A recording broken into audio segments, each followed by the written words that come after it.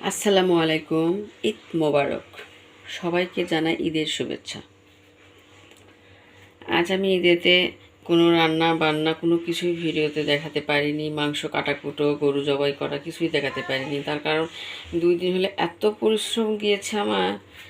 হ্যাঁ, এই তো আমি তো আমাদের গরুর ভুঁড়ি তো পরিষ্কার করে একটু হলুদ দিয়ে জাল দিয়ে রেখেছি।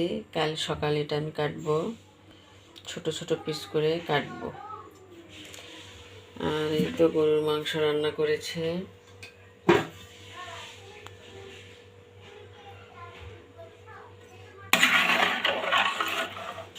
অনেকগুলো মাংস রান্না করেছিলাম, প্রায় 8 কেজির মতো। তো এখন খাওয়া দাওয়া করে সবাইকে খাওয়াইয়ে দিয়ে আর একটু আছে, তাও এখানে 4-5 কেজি হবে।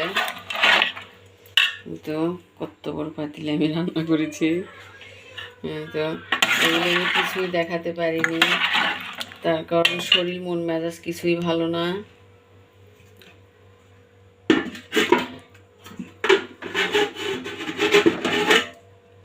সকালে থালা বাসন মেজেছি, খাবার দিতে গিয়ে একটা প্লেট বের করতে গিয়ে আরেকটা প্লেটের সঙ্গে একটা প্লেট আমার ভেঙে গেছে। ওই প্লেটটা আমার খুবই প্রিয় ছিল।